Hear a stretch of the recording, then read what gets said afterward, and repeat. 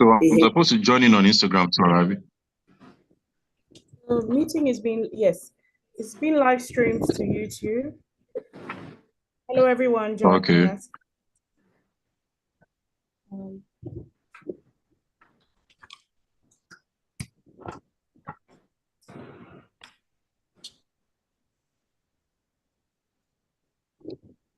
But we're having the main meeting on Zoom, right?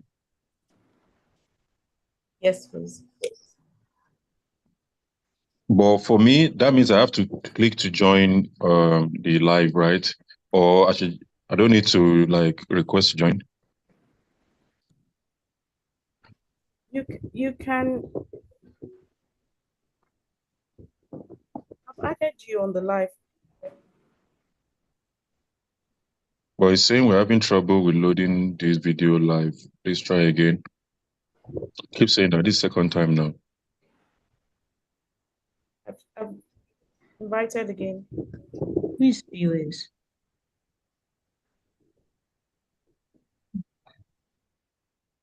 Hello, everyone. Just waiting for our panelists. Okay, I just sent a request to join. I'm live.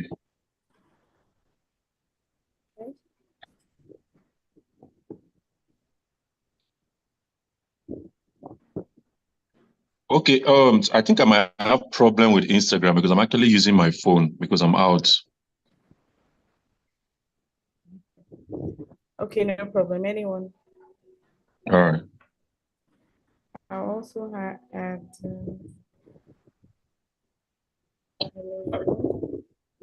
Sarisa, please, can you make a request to join? Okay. The live. Okay.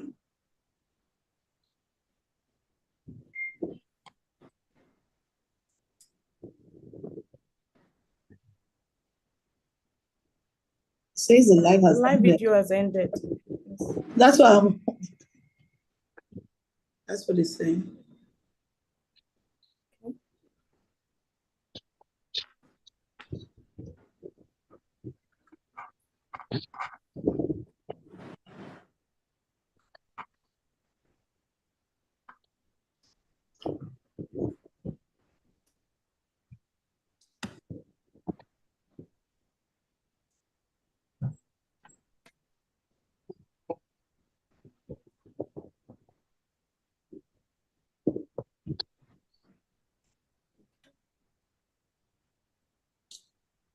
I can't even see you on my end.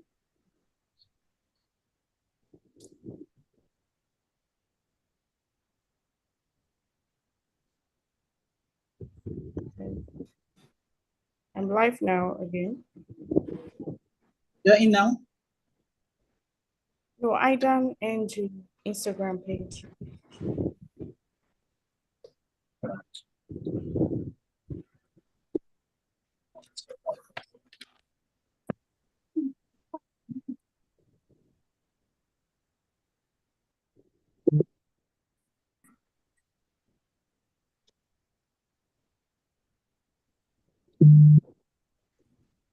Can you mention your handle again on Instagram? Because I can't find you. Andrezini Projects. No, not you. I've added you. Okay. Let's see. TAYCEEH.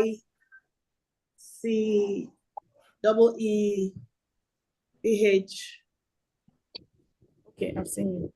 Okay, great. Okay, cool. Great. Amazing.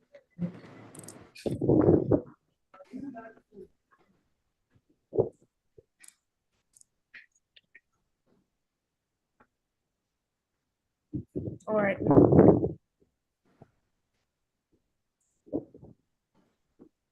Okay, I can see you. Can't see me. Can see myself twice. Can you see both? Camera on. Okay, you're not able to get Andrezini, Kaylan. Hello, everyone. Thank you for joining us today.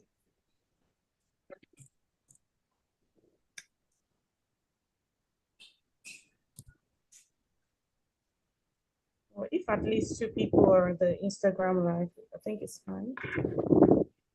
Okay. No, but I mean, apart from myself, I can say if I have us join directly here, it might be better because people might need to hear better here. Drazini, can we bring you in here? I'm okay. To Instagram? Yes. I think it's clearer here. I keep trying to show. I think, should we leave Zoom and go to Instagram? But Zoom is linked to YouTube as well. That's the only. Yeah, so we need both. Welcome everyone. You say Idan, Ola Oshoba, welcome. Thank you.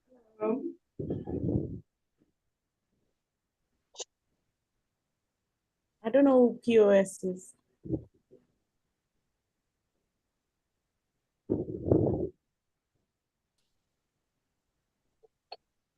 Bola Eniola.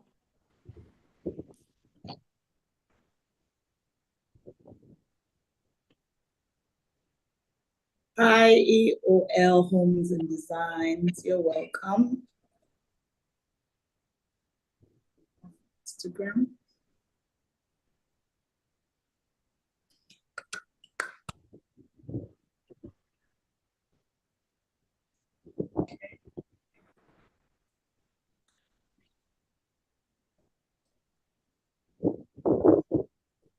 Everyone. I think we should just stick to Zoom so we don't lose. You should stick to Zoom. Yeah, let's just stick to Zoom. So, Let Mr. Teresa, as everybody. long as you're showing on Instagram because you're the main, it's fine. And then I think I'm showing as well on Instagram. Actually, yourself and Andrezini, you guys are the main people I want the audience to listen to. So I don't know how clear or how audible you are on Zoom here on Instagram. I'm very clear, but I don't think I'm part of this. Am I part of this Instagram? Because I can't see anything.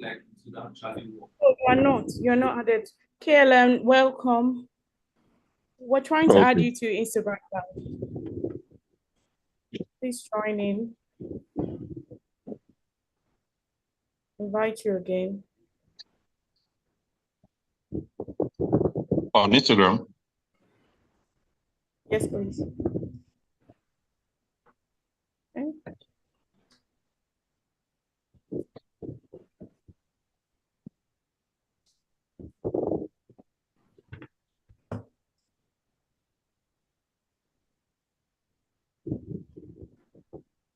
Okay.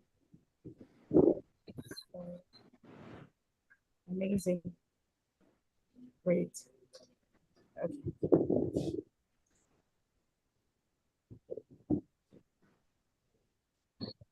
Okay. Welcome, everyone.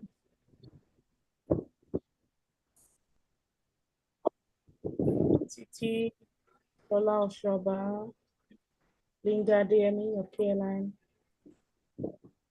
Adedayo Karami, welcome. Ivona Jiboye, welcome. That's Abuja FCT chapter general secretary. Thank you for joining. We're just trying to wait for more people to join in. We're also live on Instagram and YouTube, so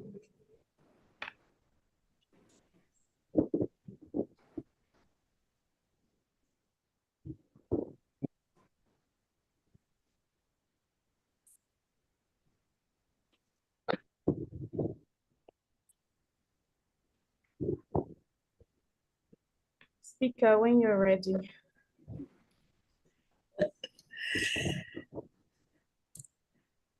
Good evening, everyone. You're welcome to our first info session 2024, tagged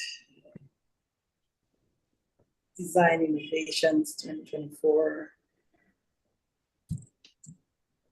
You're all welcome. So it's just an evening we thought as an association to reach out to also take a moment to feel the pulse of everyone in the industry as much as possible, and just generally check in and say, what's popping? Like, what's going on? Are you okay? Are we all right? I mean, it's just end of Q1, and at end of Q1, we want to see, are we already scaling as we ought to? And just generally inspire one another to higher heights, and share in each other's burden that we probably are going through as a nation. And the list goes on. And more importantly, we wanted to create this platform to educate, to bring to understanding everyone what the Interior Designers Association is all about, what you stand to benefit, and possibly give you a snippet into the plans we have for this year. And yeah, so it's just a chit chat moment this evening. And I say, you're welcome. Today we have key panelists, interior designers that have shown over time to be a voice, not just in our nation, but also in our industry, as people who have been through great projects, delivered great projects. And we just wanted to feel their pulse on design, trying to understand what's really the future of design. Future of design in Nigeria, future of design in the world. What's happening in there. So we have with us today, this evening, the PRO of Interior Designers Association, Mr. Andre Nazini. Mr. Andre, I said to him, everybody. He is a real-time book. You know, I am confident that you will pick one or two things tonight that you can add into your work, just listening to these great voices that would be speaking after now. And we have Mrs. Bukola Adeyemi, the professor. I call her professor because really that's what she is, you know. She's able to see, she's grown her career from the standpoint of education in interior design. And I must say she's a first class holder and a bit more. So she mixes both what is said in the books and what we are facing in real time. So we just want to have a chit chat with both of them and have a wider view and things we could learn of each other. This is one sole aim of Idan, that we can bring a pool of experience, ideas, and inspire one another to be a greater people and, of course, a greater nation as we're building. So we are really nation builders, as we're also business builders. With me is Mrs. Linda Adeyemi. We are co-moderating, co-anchoring. And this session is sponsored or powered by the membership committee of the Interior Designers Association. So we are committee members, and I'm sure our president will probably show up sometime. So you're welcome, everyone. I have 16 people on Zoom, and online I think I have about 8 people, and YouTube, I guess we have some people also there. So we're having a wholesome conversation around industry. Mr. Andrezini and Mrs. Bukola,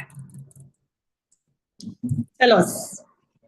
Yeah, we have Ms. Bukola take the stage, ladies first. So.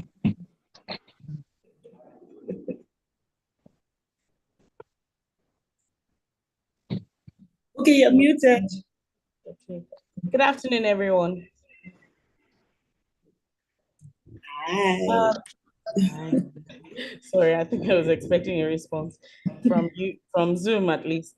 Thank you for inviting us to this session. Ms. Teresa is the membership chair, and thank you, membership committee, for setting up this info session for members and people interested in knowing what Idan is about. My name is Bukola Adeyemi. I'm the current Secretary General of the association. I'm also the founder and creative director of the Yellow Interior Design Company. We're here at your service. We're here to listen, also not just to talk at you. We're here to deliberate and just open the floor to the conversations that need to be had to start off the year. I mean, we're already in March. The year is going really fast, but we thought it would be important to at least have the industry stakeholders come together and have discussions about design and where we're headed this year. Thank you. Over to you, Mr. Andrezzini. Good afternoon, everybody. I think Ms. Bukola has said majority, like pretty much taking the word from my mouth. My name is Adeji Andrew, and I'm the National PRO for the Interior Design Association of Nigeria, Idan, and also the CEO Andrezzini Projects. So we welcome everybody to this session as part of our way of connecting with every member, letting you know what is going on, what is happening, what is the latest, with Idan. And also, hearing from you as well in terms of feedback, discussing about the state of the nation as it affects our industry. And, pretty much this is not a lecture forum right now. I think it's just where we just need to, share ideas, let you know what is going on, what we've been working on, and that's just about it. Please, let's go. Your picture's waiting. Please remember to mute if you're on Zoom. Thank you.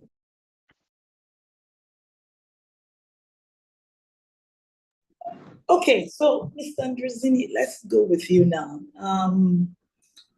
So I know this afternoon you were already narrating what you had to deal with setbacks on your project. So what is it like with you? I mean, this past 2 months, 3 months, how is it? How is projects? How is business? How is do you still feel like being that superstar designer, project, expert to be called on? How is it? How's it going? Like everybody says, Nigeria will always humble you. So it's been not like it's bad anyway, because for us we majorly have projects. That we're trying. We always have like long span projects. Some of the projects last as much as 2 years, and some on the average like 8 months to 1 year. So it's just more like a continuation of ongoing projects. Can everybody hear me? Please signify if you can hear me in the chats. So I know I'm not talking to myself. Yes, we can. Yeah, so to be honest, since December last year, it's been a whole lot of back and forth with clients, especially with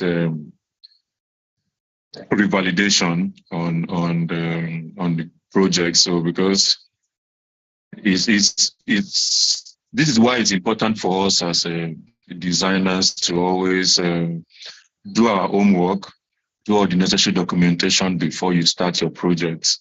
because you need to protect yourself. It's a very volatile environment right now, and you don't want to leave room for, yourself to be hurt or to lose money, because like, we keep insisting contracts are very important. All the necessary documentation that look, both you and the client understand what is going on. And I would say, because we observe most of all of that, even though there is always, the Nigerian factor and the Nigerian situation, but we try to protect ourselves as much as possible, even, with the client as well, by letting them have a good knowledge of, look, of the times, the inflation, exchange rates, the volatile, situations in the market pricing. So, all of that, it helps you, and, having a competent team as well, the necessary people in your team, your QS in the situation where Nigeria is right now is very, very important. So for us, honestly, I won't lie. Currently now, we've been going back and forth with revalidation on with, like 2 projects that we've been on. Clients shouting like, look, how can the budget that you gave me, like November or December last year, how has it tripled? Looking for ways to reach an amicable grounds with the clients, just to make sure that the project continues pretty much, shifting grounds here and there on both sides, just to reach a good budget for the project to continue. So it's just been a lot of back and forth. And, I've been on that today, actually. I've been in a very long presentation with the client, with his team, almost, backing at each other, just to reach an agreement pretty much. So it's not been easy, honestly. It's not been easy for projects that, that are, long span projects, not like residential projects where you can do it and complete it within 3 months or 4 months. Some of the kind of project that we handle takes like 2 years, sometimes 1.5 years. On the average, like 8 months. So it's not easy, but I'm sure we'll get into the detail as we proceed. So I will let Bukola, also tell us something about her. So.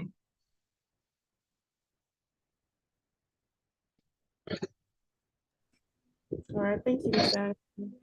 I think I'm just going to go straight to the point. In terms of, because you've highlighted the issues that pretty much is on everyone's mind. So in terms of the practicality of constantly having to, and I'm going to throw it out as a question, I know you're asking from my own experience, is at what point do you feel like you stop reviewing? So for instance, you give a quotation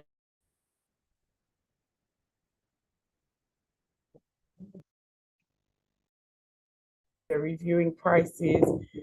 February it goes even higher. At what point do we actually stop and say we can't do this anymore, or we can't keep increasing? Or is it that you buffer the prices enough? I know, Mr. Andrew, one of the CPD sessions we had before, you said leave your contracts open-ended, so that there's a type of contract you can have with the client saying, okay, this pricing or this costing is under review. So the moment something changes that drastically impacts on projects, whether the timeline or the cost or the delivery, this contract is open for review. So it's kind of like Sorry, somebody needs to mute. someone Somebody needs to mute say, their microphone. thank you. Okay, so No. is it done? Yes, I think we're good. So at what point do we leave it open-ended, or do we just leave a clause saying maybe every month that you don't pay up on deliverables as a client, you have to add like a 20% or 10% of the cost. So the cost keeps increasing. And when there's a decrease, you make allowance for that. I mean, that's in theory. It's easy to put that in a contract. But the reality is, to what extent can you do that, or how long can you do that for without looking professional or like someone that is disorganized? I mean, of course, clients and everyone know that prices are going up, escalating at a ridiculous rate. For instance,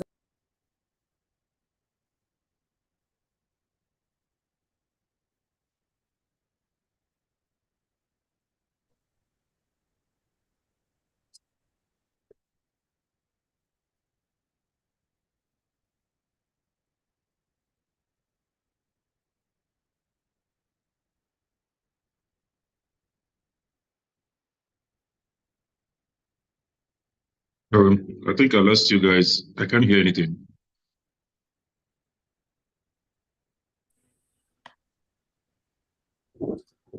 can everyone hear me? Yeah, we lost you for a bit. You went off for a bit. Okay, all right. So I was saying cement prices, for instance, in like 2 weeks ago, the price went from 7,500 to 9,000 to 10,000 till in 1 week. And so these things are crazy. Another issue I'd say that has been reoccurring is the artisans as well. So someone gives a quote in January, they envisage that this is how much they're going to. I'm talking about third-party artisans now, or third-party contractors that we engage. So in that case, we're their clients, and we've assigned or delegated a part of the projects to them. Are we being as lenient as we're hoping that our own clients are with us? So, or we're saying this is final. You gave me this quote as a January, and I'm sticking to that. I've already submitted documents, and this is what we're working with. So it's like a two-way street, because you also are clients to other people, suppliers, you're clients to people that you've ordered things from. We also, as interior designers, sometimes pre-order things and hope to balance up when shipments coming. So arrangements like that, how does it work? What has been happening? How do we navigate and just pull through without sinking or going down with everything going on? So I mean, these are things that have been coming up and we've been having to deal with as a studio. And yes, maybe the panelists should steer us into another direction, or we should open to hear from others if they've been going through similar experiences and what or how we've been getting along. Thank you.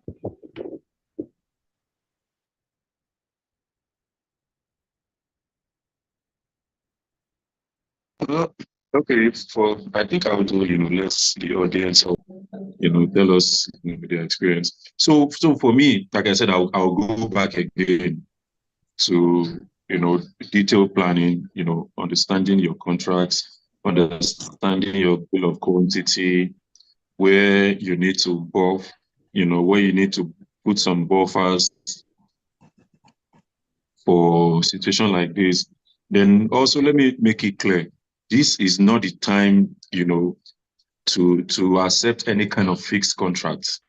Don't see the economy is too volatile right now to be accepting any form of fixed contract from anybody. If you are going to accept that, then it has to come with a lot of conditions. There are ways, like for instance, now there's a contract we took in 2021, which definitely might end, in court right now because the client is being adamant.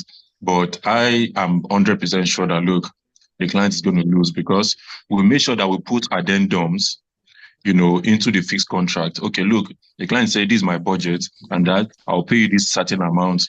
But we tell him, okay, look, what we can do for you is we can only fix, these contracts to the tune. Hello? Can you guys hear me? Yes. Yes, we can. Yeah, so like I said, if you have done the mistake in the past of accepting like a fixed contract, what you can do is to recall for negotiation and now make sure that look, you add like addendums, like setting bandwidth for variation. Okay, look, if with the money you've paid, if the price of materials goes beyond this particular bandwidth, I'll be responsible. Or if it stays under this bandwidth, I'll be responsible. If it goes beyond, the client has to pay for it. So you need to set all of that and let the client know that, look, I can only fix your contracts to the extent of the payments made. So out of like 100% now for the project, if the client pays you 30 or 40% of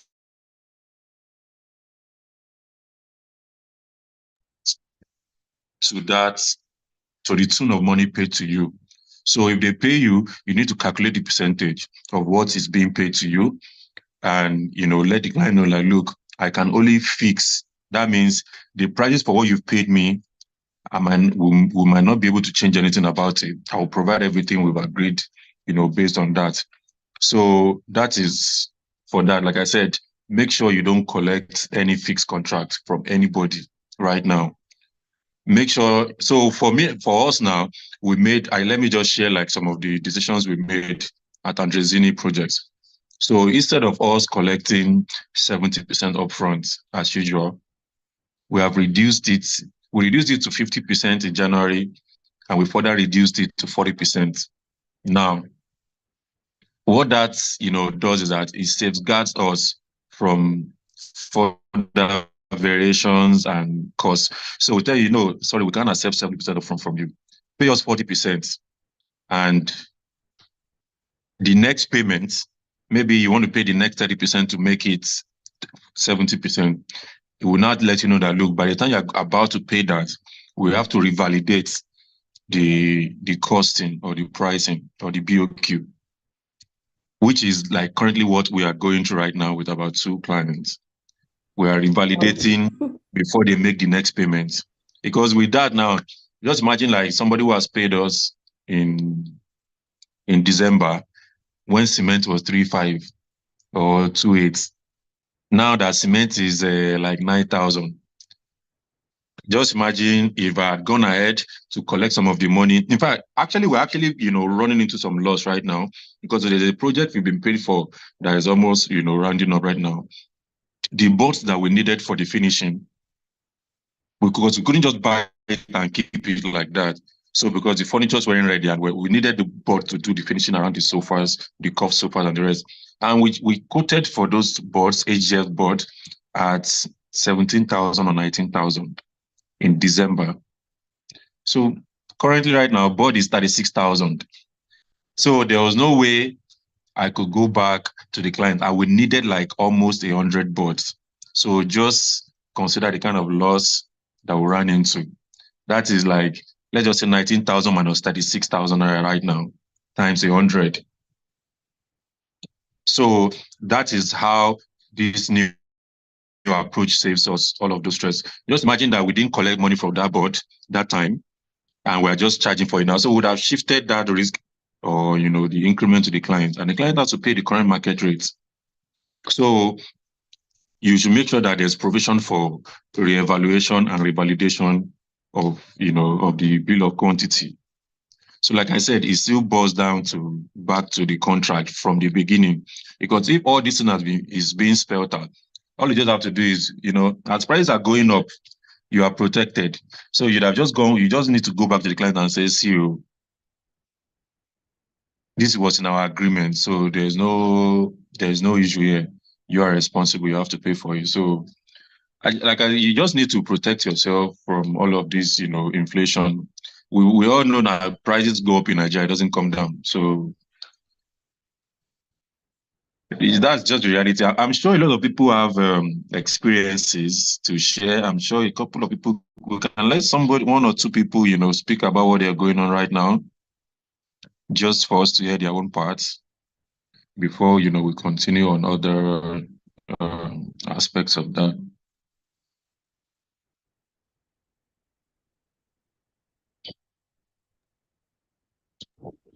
Does anyone want to add to what we said? Hello, good afternoon. Good afternoon. Good afternoon. My name is Bimbo El Casa Interior. Okay, can you put on your video? Let's see your face. Oh, okay. Hold on. Okay, so I'm actually in the car.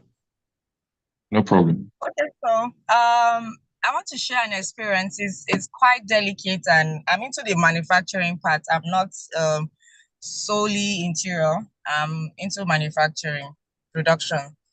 So I had a contract in February.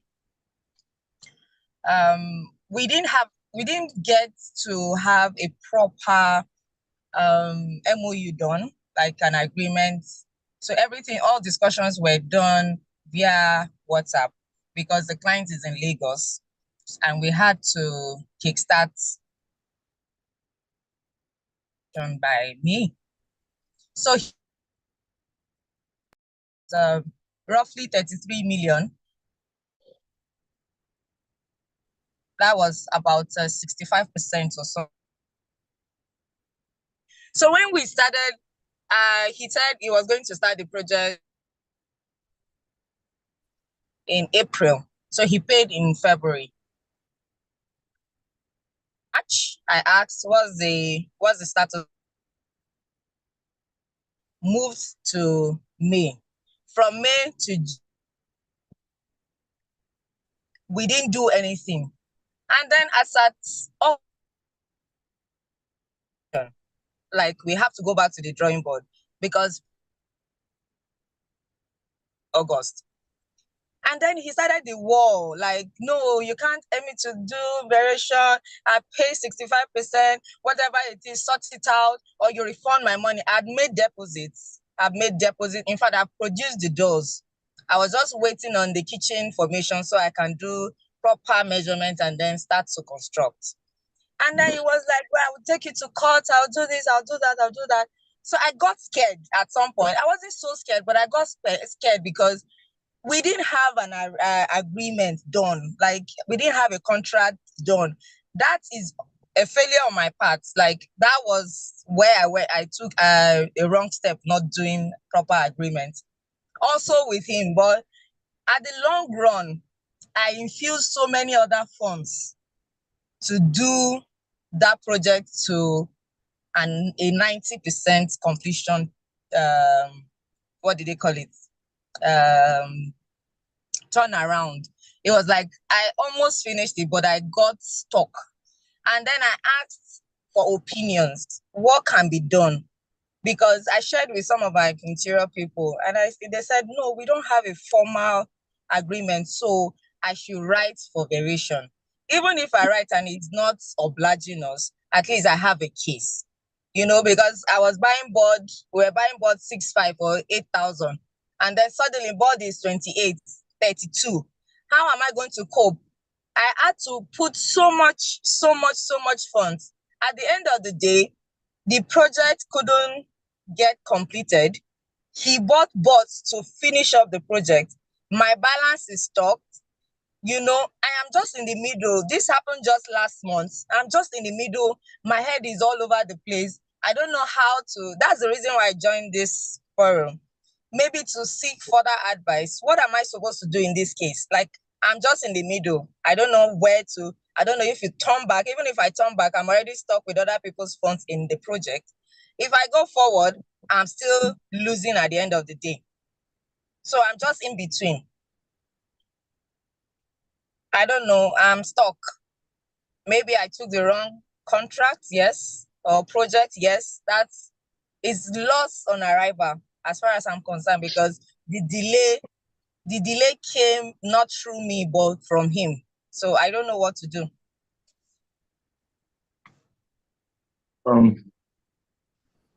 Well, to be honest with you, I really don't know what to say to this because, like I said, this will eventually have to be your loss, because in the law courts, WhatsApp messages also are evidences. Like I can serve somebody paper, over WhatsApp, by text message. So I think, like I said, the mistake. So I have a proof. Well, if you write him, you have a case to argue, but I'm just saying, in terms of, there was no solid agreement, there was no addendums for variation or revalidation. Of course, he has paid you. You guys agreed in the chat. You have the chart, he has the chart.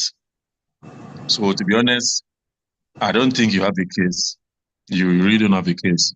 The only case you have is a variation on your balance. But the 65% he has paid you, there's no story on that. Whatever loss you bear on that is gone. The only thing you can even argue at all, which, to be honest, you don't have a strong point on the balance, is that there is no contract agreement. So even it doesn't have, see, this whole contract we're talking about doesn't have to be anything dramatic or one document. It can just be, in simple terms, in your terms and conditions, when you are sending your receipts, invoice out to them. Oh, okay, for this stuff, like for me now, I don't play around with most of what you saying. Sometimes I refund people money because they don't want to sign the terms and conditions, and they will make payment. I tell like, look, please sign this stuff before we proceed. Because of issues like this, that's why, we always hammer. First of all, as an interior designer, the place of having a legal, person, a lawyer, is very important, which you should be able to run a couple of things back. If you can't afford a lawyer, get an experienced quantity surveyor.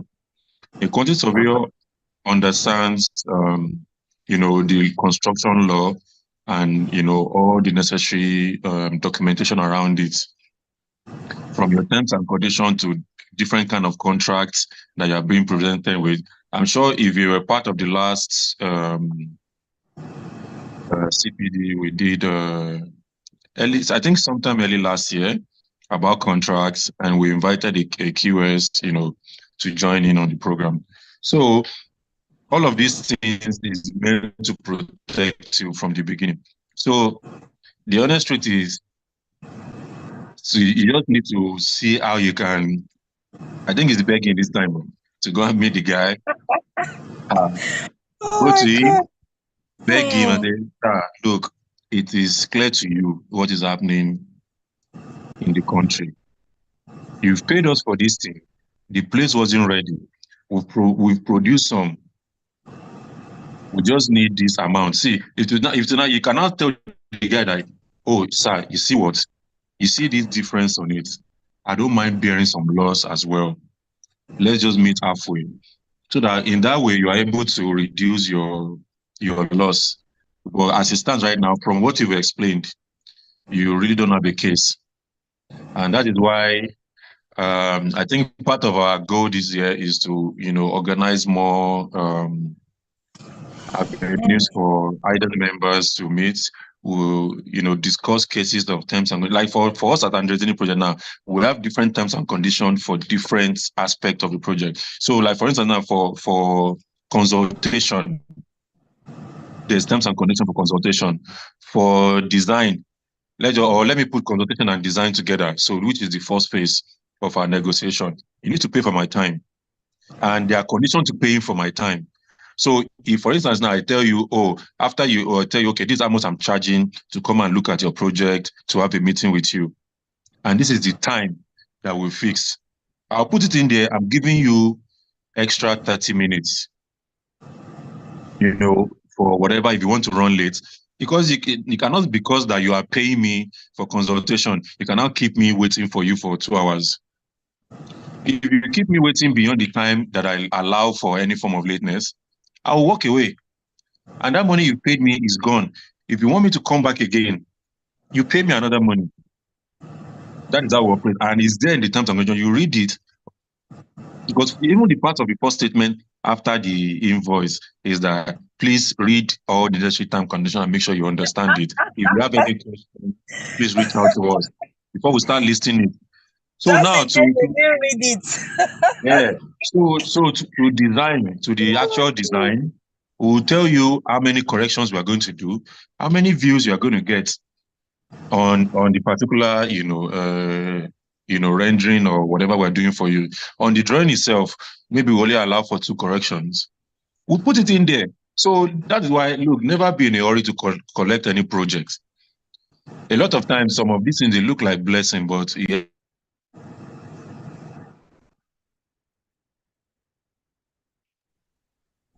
We can't hear Why you. did you take? Sorry, a call was coming. Can you hear me now? Yes, we yes. The call was coming. Yeah. So what I'm saying is, a lot of projects, they always look like blessing in the beginning, but it ends up, turning to, I don't want to say curse.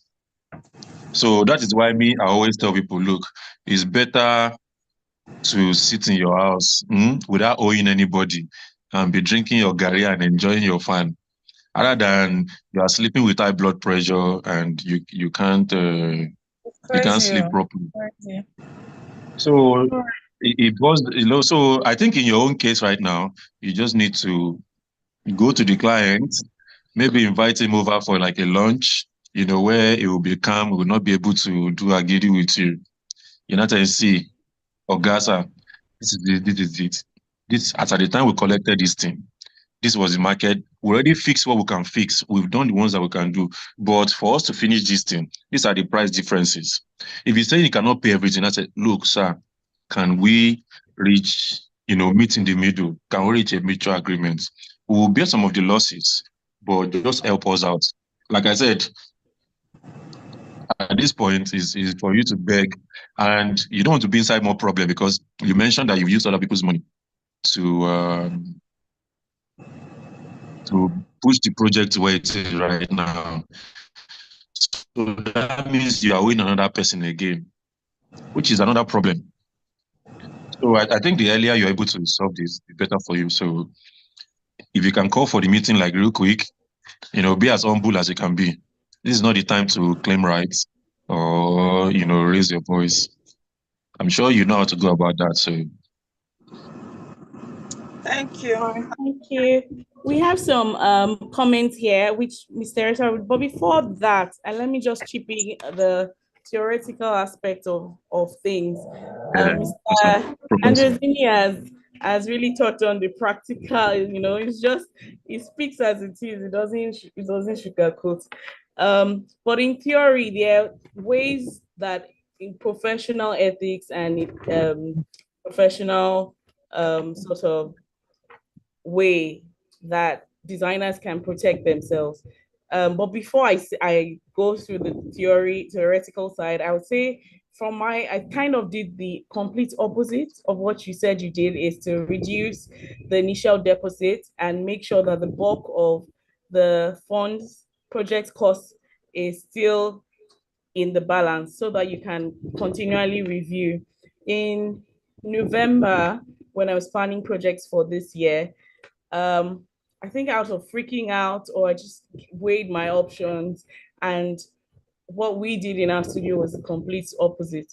So of course there was more than enough buffers and markups in terms of, because of the we foresaw that the dollar was not going to be coming down, and we foresaw that the prices were going to be crazy. The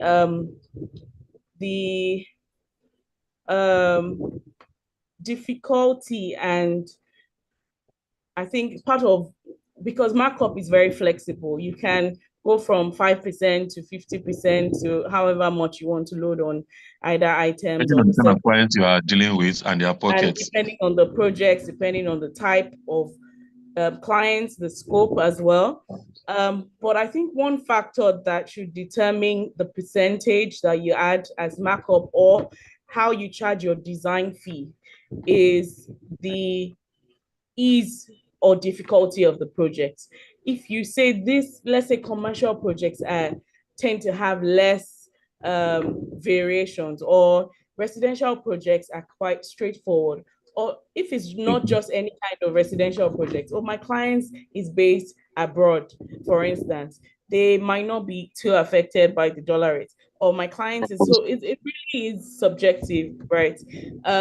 I think the percentage should vary according to the word is not difficulty. I'm looking for the right word.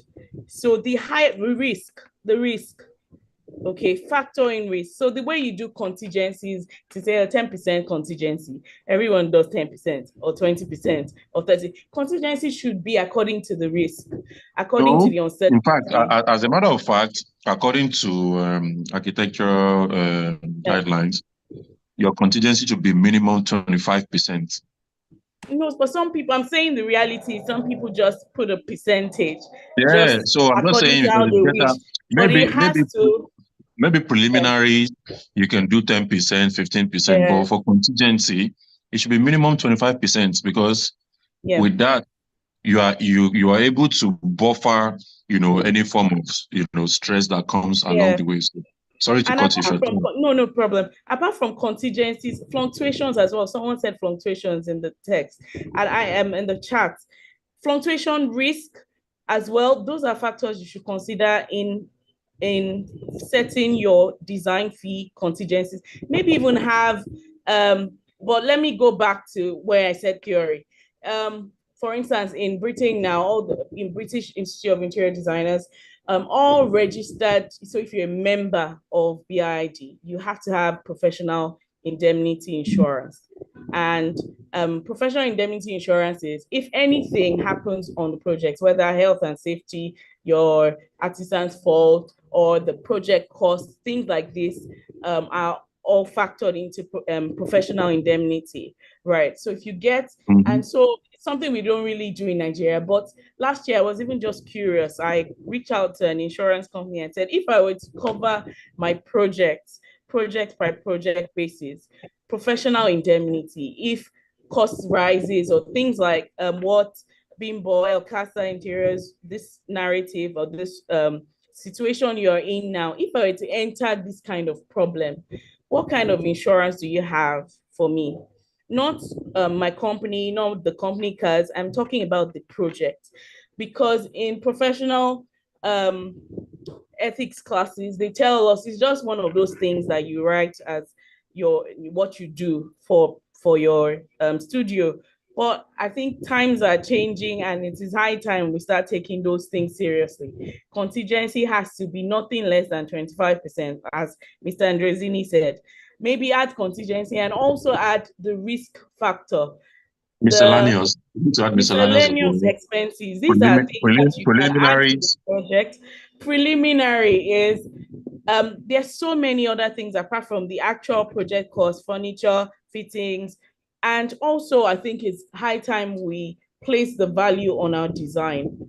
If you place the value on your design service or your design fee, right, and that's another option, and you're transparent with your invoices. So let's say I get a quote from a third party, and because I have charged my design fee well, I don't have a problem in sharing that invoice with the client. The moment that invoice changes, I forward it to them, or they're even copied in the email while I'm paying the supplier. I have nothing to, but that depends on the client, that depends on the kind of project. But we're first things first designers, okay? And the value of the project should be on your design, on your service, on your brand. What you're bringing in is not because I'm buying tiles and I'm marking up 10% on the tiles. You're not a tiler, you're not a tiling supplier, right? So the value of your project, the bulk of the value of your project shouldn't be on these things that you don't have control over. The one you have control over is the design, the process, and all that. So maybe we should stop selling ourselves. And this is it. I'm not saying that I charge great, but this is something I've been thinking of. If I am comfortable in my design, there's nothing stopping us from being transparent about the invoices, the costs, the actual costs, and saying, you know what, this is the actual cost, and I'm going to charge you 20, 25, or 30, or 40% on procurement for my time, for my consultation. So the only thing that I have to gain in procuring for you as a client is my procurement fee. But as the prices of those things changes, the procurement fee also increases because it's a percentage, right? So I'm not too concerned about the price of tiles or the price of the board. When the supplier or whoever we're getting it from sends their invoice, I'll copy you in the mail. When the invoice comes in, I'm going to send it to you. But you know that I'm going to get 40% of that. Be transparent. I think everyone knows how it is in the industry now. So it is not something to hide that you're charging. I mean, some projects or some clients, we have to like hide hidden charges because they genuinely don't see the point of why do I have to pay you? But the narrative has to change. And the designer and the consultant, you're paying me for my know-how, you're paying me for my time. If it takes you 2 months to source for something, it's going to take me 2 hours to do it because I've done this over and over again. You're charging for, I have a staff strength of blah, blah, blah. Even if I am a one-man business, that is more of time. Okay, but imagine if we're billing clients per hour, for instance, which I don't think many Nigerians do right now. We just do project cost or percentage. But if you're billing per hour or you're billing per time that you're spending on design or that you're spending in the market or you're spending negotiating costs for the client, clients would appreciate, or you yourself, you appreciate the time and effort that you're putting into the project. I think all these things we should start factoring them in our costing and our contracts, and being open. And if it's one or the other, you either open at the beginning or you have to deal with the losses at the end, especially when you've already collected monies. So that's what I have to add. But we should generally look into that indemnity insurance and also being transparent, charging the fees on top of the actual project cost that would save us and protect us as designers. Thank you.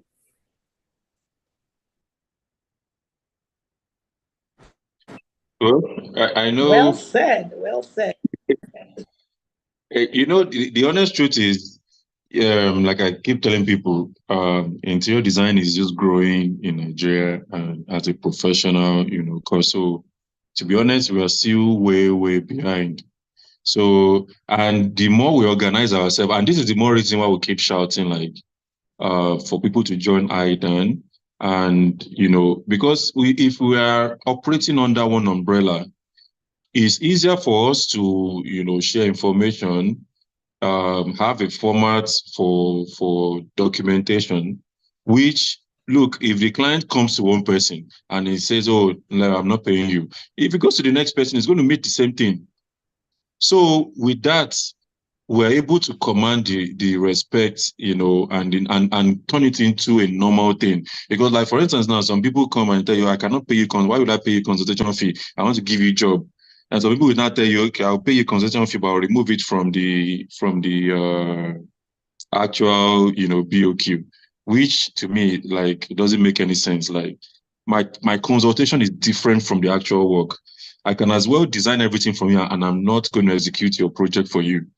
So if we are able to, work under the same umbrella with the same understanding, with similar documentation, it will be hard for most of these clients to manipulate people, because a lot of designers get manipulated because the client, they will come in and threaten you, use emotional blackmail on you. Oh, there's somebody, somebody that's even better than you. He came here the other day. He didn't charge 1 naira. He didn't do this. But if, like, everybody joins Idan, we have, the same templates, and which everybody can adapt into, their own practice and everything. It helps, makes things easier to say, okay, look, it's a standard practice now for people to charge consultation, no matter how small it is. Before I leave my office and start running to your site to come and check what is going on there, you pay me a particular fee, which is independent of the actual fee if you intend to give me the project. So that with that, your time is valued, people respect you, not like, your time is invaluable. Anybody can just call you, oh yeah, your office is in Songo, and they're telling you to come and check a project in Aja. Do you know the kind of resources and time you've wasted? Because once you start to value your time, you find out that, look, you can't, waste all those time. But I'm definitely sure we can't cover much, with the time. I'll let Teresa take over. But this is another, reach out to everybody. We have a lot of sessions like this planned for this year for members, helping you standardize your practice, CPDs to help you, learn about contracts, learn about new trends, learn about the legal, aspect of design, the business aspects, and all of that. How to, put your templates together. We intend to do a lot of this this year. So I'm imploring everybody, to join Idan officially, pay your dues, be present for every activity that we plan out. Because this is the only way we can actually move forward as a unit.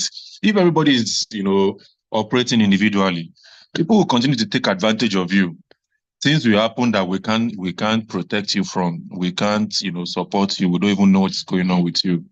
But as a member, you have a platform where you can lodge your complaint. You belong to a WhatsApp group where you can drop, messages. Oh, this is what I'm going through. This is what is happening right now. Can somebody advise me? Can somebody help out? So I'll let Teresa, do more, as this session is being sponsored by the membership committee and chair. So it's actually is just one step to many steps that we're expecting to take towards the membership drive. So Teresa, over to you.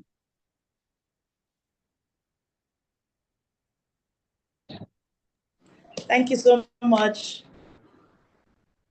Thank you so much, Mr. Andre. Thank you, Secretary General. I told you that there's a reason why I told you she's called Prof for a reason. Well, she'll give us this side. Mr. Andrew will give you real time. So you're balanced when you're here in this association. Please join us and please speak to your next door friend, neighbor who is already into the practice but doesn't see the value of this association. This year we have incredible things planned out. We have Mr. Andrew, isn't it just let out some things out in terms of templating things. We are working behind the scenes to make sure that we have a formidable team, a formidable association that, one voice, one, how it is. Imagine in this profession, I've had situations where a friend of mine was contacted, then the person comes to me, the client comes to me, and what she said, what she was doing was almost the same thing I was doing. It's so beautiful, So that way, the choice is not, is it because, and Resina, there has to be more why you're choosing to go, not because you think that person is just cheaper and the rest. And more importantly, like Bukola had mentioned, was shifting our service pricing from bulk. It's like we all got into the business thinking it's okay to just hide the number somewhere, just put it in somewhere. But it's time to be bold. It's time to know you have a service. It's time to know you have time and hours you're counting on. It's time to know, we're not going to let everything out here, but we're having, like, I think 21st of March, we're having some session, CEO roundtable. Please attend. We are not going to put everything out here because these things are for our members, but when you come in there's no reservation. It is, everybody's sharing with you from their deep within, and they are wholehearted about it. Everyone wants you to do better, and we all respect one another. Kaylan, are you ready to talk to us? I'm going to invite Mrs. Ademi. She is going to talk to us briefly. She is part and parcel of the... Let me mention, there's some people that have been dropping insights on the chats. Oh, awesome. There's so many messages. Yeah. I think Linda, Mrs. Adeyemi might be able to, because she also dropped a message. So maybe she should read them and also respond as well. Read through that. Okay. Okay. Linda.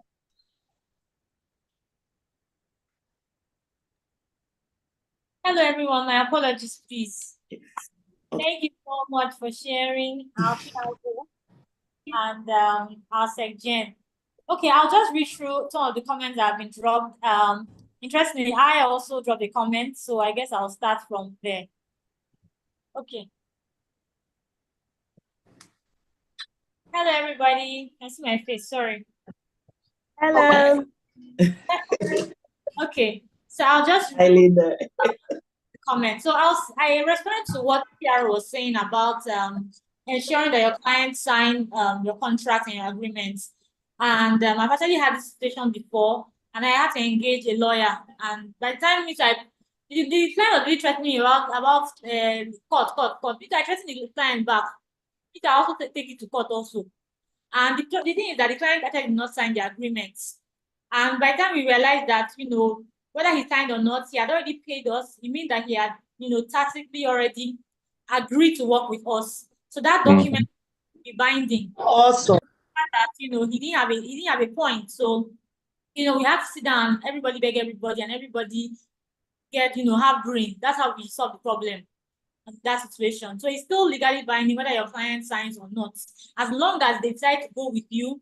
And and they always say ignorance is not an excuse in the law. If you say I did not read, I did not know, that's your fault. If it's there and you agree. Sorry to cut you short. Please always make sure they sign. It's not every time you can argue the case.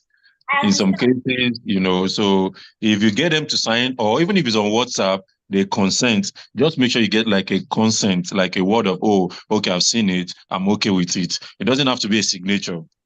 So even if it's just on WhatsApp and they say of invoice, not consent. Yeah, exactly. If I send you an invoice and you've paid the deposit, are you not agreeing to? Exactly. That's the way. no. So where the argument comes in now is that if anything happens after I've paid you, like in the case of revalidation or variation or anything that happens, I can argue it. I'm not paying you. But if you put all of those things and they consent to it. So the fact that I paid a particular fee doesn't mean I consent to every details in the. So it's something that can be argued, like I said, in the court of law. So, like for instance, now we had a case last year. I think I mentioned in the last CPD that we did. If not that, we made sure that we read through the contract that the consultants for the client, put through, and we saw the loopholes and everything. We, when the client comes around and it's up to now, the case is still dragging. The guy comes around, to threaten that we let him know, look, this, we have this on you, we have this against you, you signed this, you agree to this, you do this, you do this. I tell you, look, we'll gladly meet you in court. The guy will, suspend that, come back, call people to beg. If he comes back again trying to check out, Oga, look, we know we're saying, we have your emails. If your consultants are your representative, they agree to this, they agree to that. So if you like, go to Supreme Court, we'll follow you there.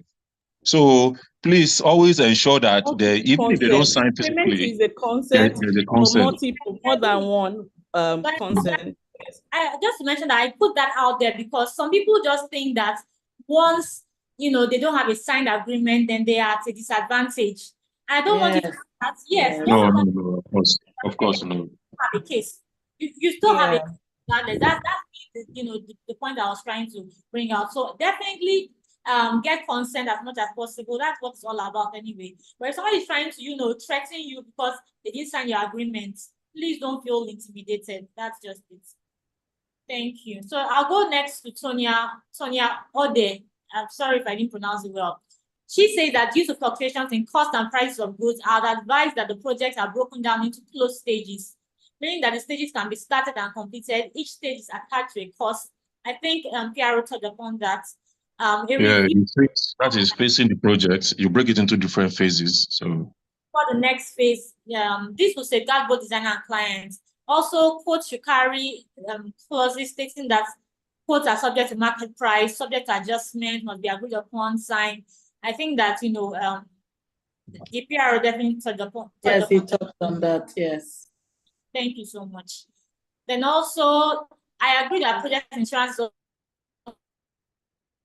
a way to go. Yes, actually, the way to go. But I like the angle from which Zach Jen came approach that, because I have had a project where we had to actually do insurance for what they call it, the staff, the people that are working on the project. So myself as project manager and the key staff that were on that project, because it was a very, it was like more like construction. It was a joint venture kind of project.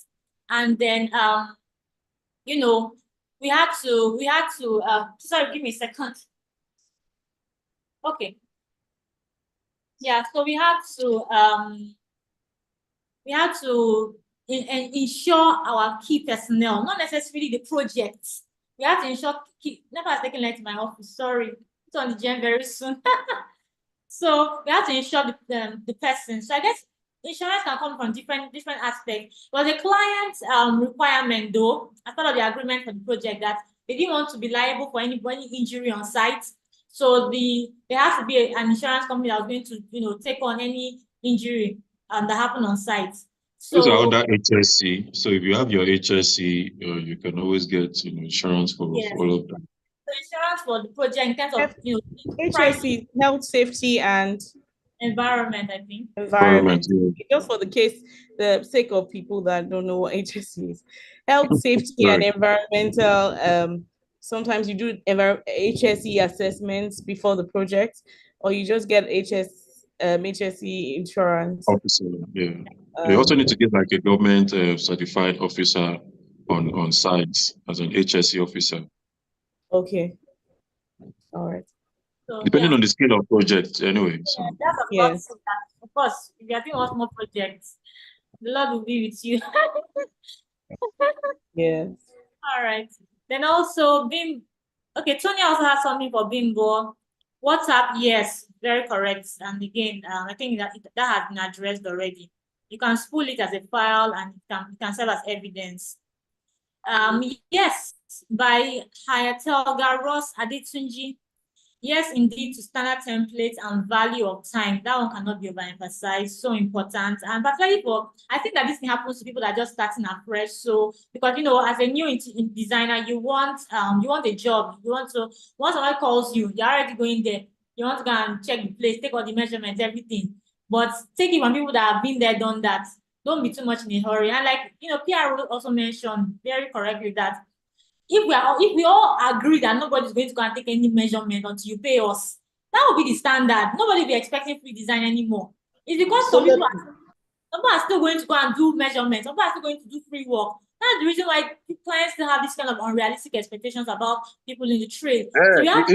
There's a lot of cases, I'm sure, as time goes on. Sorry to cut in. There's a lot of instances where designers have been leaving too much money and giving to clients. Like for instance, I tell designers you can make lots of money on a project. But because you leave too much money on the table, like for instance, now some people don't, aside from your main, BOQ, your supplementary budget where the client tells you to go and source for something, you don't charge for sourcing fee, you don't charge for storage fee. Some of you pay for, you have a warehouse where during the duration of a project you warehouse for the client for free, and the client still comes out and keeps shouting on you. Now, abroad, I'm sure SecGen can attest to that. They will charge you for warehousing your stuff. That's money being left on the table. Sourcing fee. In fact, even to setting up. Most of I see a lot of designers. I know it's a thing of joy. Styling fee. When you now finish your project, setting up, arranging everywhere. Some of you even clean for free. I'm not telling you. I'm not telling somebody first time. Staging, styling and staging, that's a different thing from design. Yeah, that's a different fee entirely. So I know a lot of people, it's always because you are happy to finish the project and do all those shoots. Management. So it's part of it together. No. Well, the thing is, lump sum at this point now where prices are fluctuating, maybe before it could work that way because client doesn't want to get into the nitty-gritty of what you're charging. But now you have to spell everything out so that, I mean, we don't have to, but if you do, it would be very helpful. It's kind of the equivalent of doing stage by stage, right? So I have designed it. We have finished working drawings. Detailed drawings are ready. One thing. It's different from I'm going to the site every day, or I'm assigning people to be there 24, throughout the span of the project. That's project management. Supervision from the creative director is different. There's a contract I saw that the lead architect, the time fee, the fee for the time for supervision is higher than the different members of the project team up to the junior staff. So if myself as a creative director is going to step on your site, the amount you charge me is different from if I'm going to send, because some clients, even though you have staff or supervisors, they still feel like you are not there, you're not going to site, but there are people there. So if you're the kind of client that you want me there every other week, you have to be ready to pay for that. Okay. Also styling and staging. I can tell the person I bought the furniture or the sofa from to come and drop it in your living room, and I give them the floor plan. This is where it's meant to be. It's a different thing from me being there and fluffing the pillows and saying, you know what, let's change this, because that is value you're adding. Okay, so if you're able to segment all the different aspects that you're adding to the project as a designer, there's some people that are just lighting designers or lighting consultants, and they don't have anything to do with the furniture. But we as interior designers, we take everything on board, and we don't even get compensated for these other things that are not within the full scope that we still tend to do naturally. Yes, some people even Clean up, take like over the PRO coordination. said, we clean up the projects, we even photograph it, but they're like, I you know for your Instagram. No, actually, that's documentation. Some people go the extra mile to give the client post-construction like manual, how to clean your sofa, how to, if there's any insurance warranty, if I do the light fittings and everything, the next 1 or 2 months after, clients is still saying, this thing is faulty, or you go, okay, let me, because you're the one that designed or installed the project, you found yourself as a facility manager for 6 months after the project.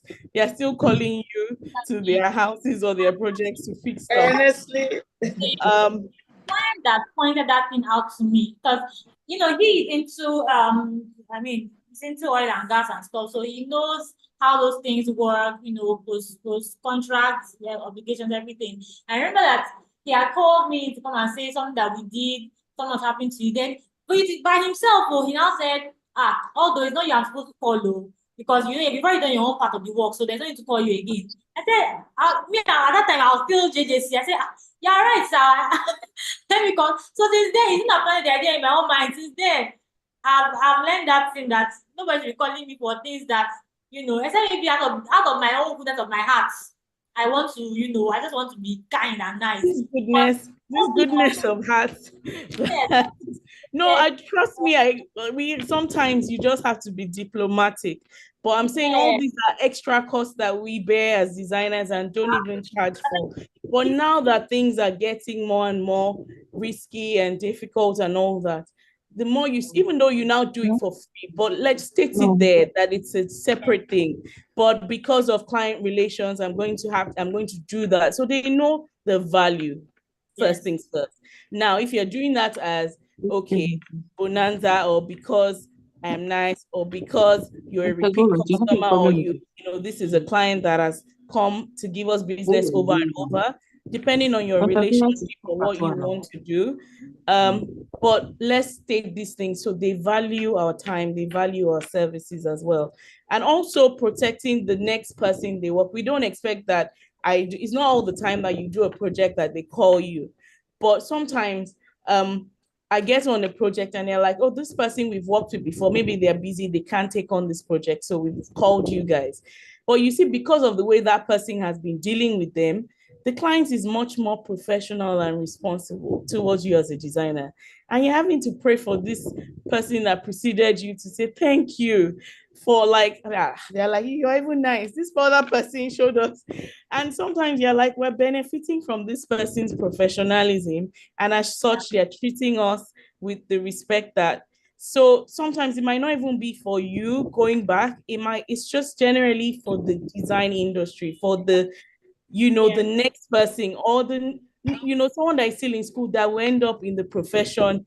And we have already messed up this whole industry for them because we're cutting corners. There's that part of our due diligence where we owe the industry to do some things right, because of the future generation. We have to be conscious of the fact that this I think we're industry beyond time. Okay, yeah. And so those So things are things that we this, have to consider. Join this is a Idan. call. This is a call to everybody to join Idan, because all other meetings are going to be mostly physical at the secretariat, which is going to be majorly for members only. So this is more reason for you to join Idan, so you can benefit from all these information, help, support, that we're sharing here, because there's still more, there's a lot more. Things are changing every day. And we need to be, up to speed, especially for an industry that is just growing. A lot of work, still needs to be done.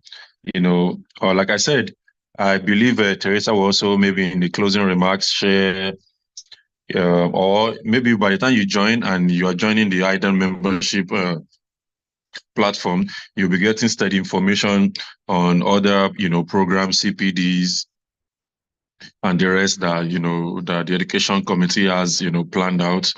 So please, I implore everybody, join Idan, pay your dues, and there's so much to gain. There's so much to gain. We need to, you need to step forward as one voice, as one body. So good evening, everybody. Signing out from me. Thank you, Mr. Andrew. Thank you so much. Thank you so much. Guys, we can't even thank you for spending this few minutes with us, for the almost past 50 minutes we've been here. 60 minutes plus we've been here. We really have good plans, and we want to. One word I want to take from Seth Jen, I just picked that line: protecting our professionals. Protecting our profession. Let us protect our profession. It's not always just about profits. It's not just what would benefit me or you or just your company, but let's protect our profession, in whatever we are doing. And this is the buy-in we're giving out there, that please join us. Let's speak one voice. Please pay your dues. Idan is going to go a bit steep on verification, getting people to even join the association. There will be time that you'll be the one begging and trying to find out how to join, and you'll not be saying it will be so clear, like, go here, So whilst I see a hand up. Mrs. Ijoma, do you want to say something? Okay, good evening. Can I be heard? Yes, please. Okay, good evening. I'm a new member here. I registered in January. I was waiting for a time like this. I live in Calabar, actually. And I was wondering how I could get to understand the template to be used for contracts or business that comes up for me to handle. I don't know what platform or how I can come about getting to understand what template to use to generate cost on any of the projects that I have that come my way. So if this is not the right time, if there's anybody I need to talk to, or if there's anything I need to do after now, please, I truly will appreciate it. Thank you. Thank you. Second, do I? Yes, I would say we have a WhatsApp group. We have like members forum and members the community as well. And we open the floor to questions. People ask about suppliers when they need things. It's not just about suppliers and where to get things or procurement. You can also ask about the process and procedures as well. Um, People either answer or respond to you on the group, or they respond to you privately and put you through. And you can also reach out to the secretariat if you're having any issues. Contact the admin and we will send you necessary documents. We'll first ask our members, ask our NEC members or board, and come up with something to send to our members. So we're always at your service. And for the group, to people that are already in the Idan group, we know that I need a Tyler, or I need this, or where can I get this from? But it's also in terms of processes and structure and procedures as well. If you have anything that you're struggling with, you can always feel free to ask them. So sorry, or please, does anyone know, or can anyone share this with me? And people have been very encouraging. They actually share information because it's the IDAN group as opposed to like the general public. But because members of IDAN are of this reputation and all that, it's easier to share that information without feeling threatened or feeling like, oh, I'm giving my secret or whatever. But it's nothing is really secret nowadays. But at the end of the day, people really do share the information on the group. Thank you. Thank you so much. Thank you. Thank you, Sajjan. Thank you. And really, we are all about and committed to professional development. We are about it. We have platforms for you to learn of, and that's why we encourage everyone. We have CEO Roundtable coming up. We have the CPD coming up. When you see it, please catch in. It's important. Very soon, this will be very important in grading or in your making sure that, if we say we are professional, we want everybody to have the same knowledge. So we want, when we say come in and learn this, we hope that you already have it or you already know it, and we'll find a way to assess that. So thank you everyone for spending time with us. Thank you, Section. Thank you, PRO. Thank you for taking your time, and we look forward to more. We're going to have these conversations more often. We're looking at least monthly to, touching base, just make sure we are feeling your pulse, we are understanding what you need to know. And if there are new things around, we will talk about it. So literally, these are connecting points, and that's why we call it the info session. So anything innovative, we're here to listen to, and we're opening up our portals. We're opening up our portals, YouTube, Instagram. Our target this year is to have on board at least new members of about 500 people. So we want to get from student level, and that's why we have different levels of membership. We would share on the group, the admin would share on the group. Again, please share with your next door person, or help us spread the word, publish it out there, who we are about. Be proud of Idan. Please tag Idan when you do great projects. Tag Idan. Let us see what you're doing. If you have an award or you're recognized for something, please reach out to us. We want to be involved in, we are building this together, and we're hoping that by the grace of God, we would be proud of this Idan, Thank you, everyone. If you don't have any questions, I would like to draw the curtain here. And until our next meeting, please don't, you just might not know what we might talk about. That would just help you. I'm sure we've had one or two nuggets that we've taken home from here, and we hope that it will be continued that way. Thank you, everyone. Thank you. Thank you all for joining. Thank you. See you, Abuja chapter. Thank you, Mrs. Ejiro Bosede. Thank you. Thank you, everyone. Bye.